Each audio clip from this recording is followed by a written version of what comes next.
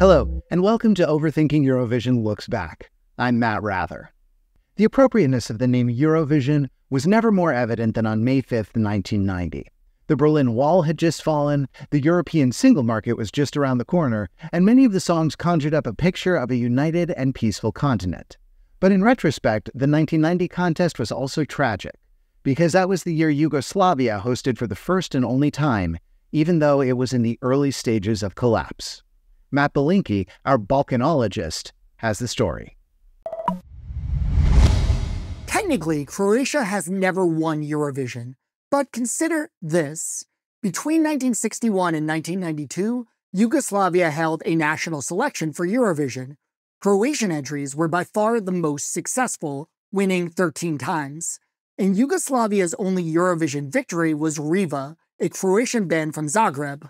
They won the 1989 contest with Rock Me, and to be honest, it is a song just as generic as its title would suggest.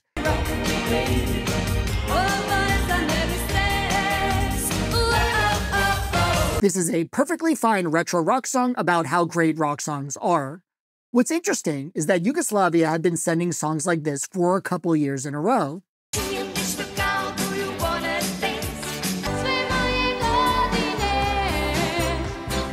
And those 1987, 1988, and 1989 songs were all Croatian. Now, compare that to the highest placing non-Croatian song in Yugoslavia's 1989 national selection.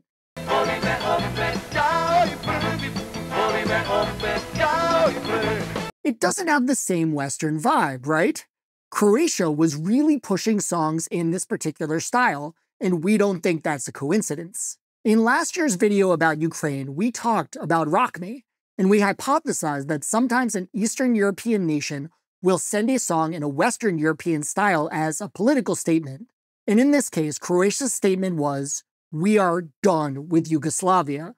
The month after Reva's Eurovision win, the Croatian Democratic Union was founded right in their hometown of Zagreb. In December, Croatia's governing body agreed to hold free elections in the spring of 1990. The ensuing war for independence would eventually leave 20,000 Croatians dead. But before all of that, the country had a show to put on.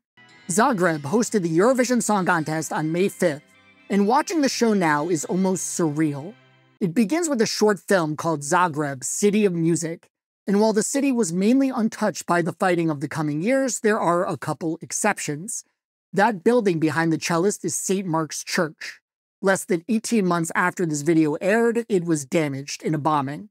The really sad part comes during the voting interval. The film they prepared has the bitterly ironic title of Yugoslavia Changes. It was supposed to show how the nation was emerging from behind the Iron Curtain as a place ready for tourism, business, and nude sunbathing. Seriously, the original broadcast featured this shot, but without our logo censoring it. But as it turned out, the next decade would not feature much tourism or business for Yugoslavia, and as the New York Times reported in 1992, people would be going without clothes there because of a massive refugee crisis, not sexy nude sunbathing. Sorry, is that a children's toy next to her? And some weights? I have so many questions. There's one shot in Yugoslavia Changes I wanted to call out. That's the Mostar Bridge, which was built between 1557 and 1566, by the Ottoman Sultan Suleiman the Magnificent. Just to be clear, Suleiman the Magnificent didn't build it personally, he got other people to do it. Also, do not confuse this with the Mostar Bridge, which was built during the events of the movie Space Jam by Pound, Bang, Bupkis, Blanco, and Knot.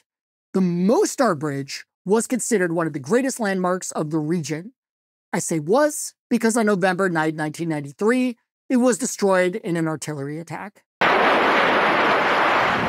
Now, for what it's worth, the bridge has been painstakingly rebuilt.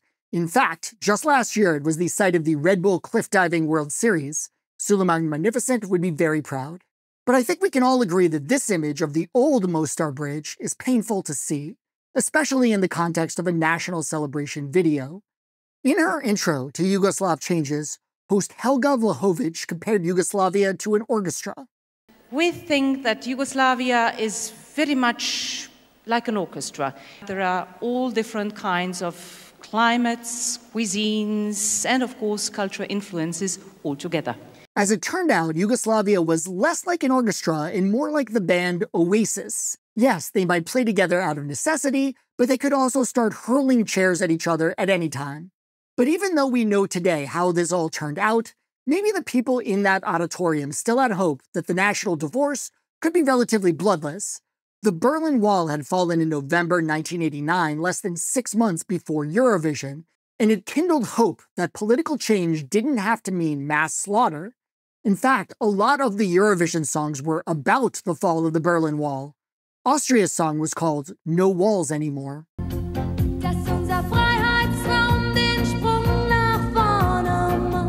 Norway's song was called the Brandenburg Gate, a reference to Berlin's most famous border crossing.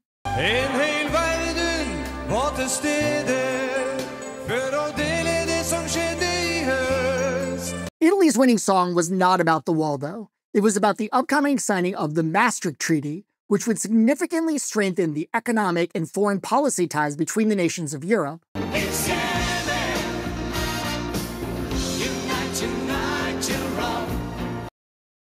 Optimism about the future was off the charts in Zagreb that night, and Yugoslavia Changes were about to kick into high gear. Only 2 days after Eurovision, Croatia held its elections and swept the Croatian Democratic Union into power with a huge mandate to secure independence. But if there was any hope it was going to be as easy as knocking down the Berlin Wall, that hope took a massive beating mere days later in an infamous soccer riot. The Dynamo Red Star riot happened 8 days after Eurovision, only 4 kilometers from the theater where the show was held. Nobody died, but it was arguably the first violence of the Civil War. By August, Croatia's Serb minority group had erected barricades across the southern region of the country, and Croatia would not be a united country again for a long time. But while all this was happening, things were going great for Reva. You guys remember Reva, right? The band who won Eurovision in 1989?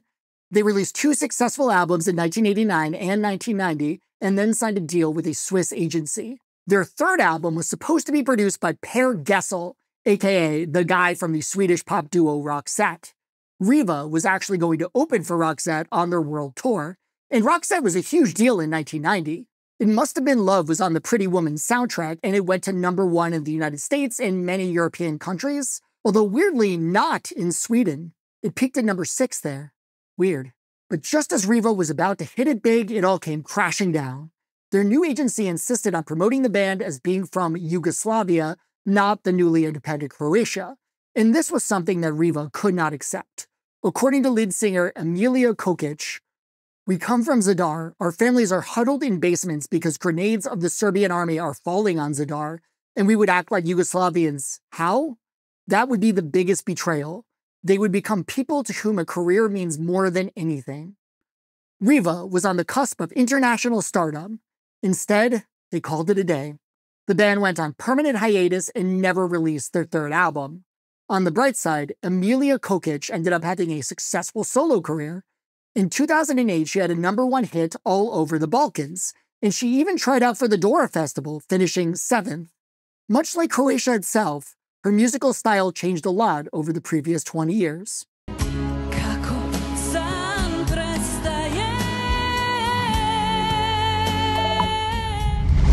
It feels a little unbelievable now that Yugoslavia hosted Eurovision at a time when the national government had entered a death spiral.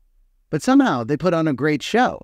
And they also gave us Eurocat, an adorable mascot designed by Croatian artist Joško Marušić. If anyone knows where I can find this guy on a t-shirt, please let us know in the comments. We'll see you next time.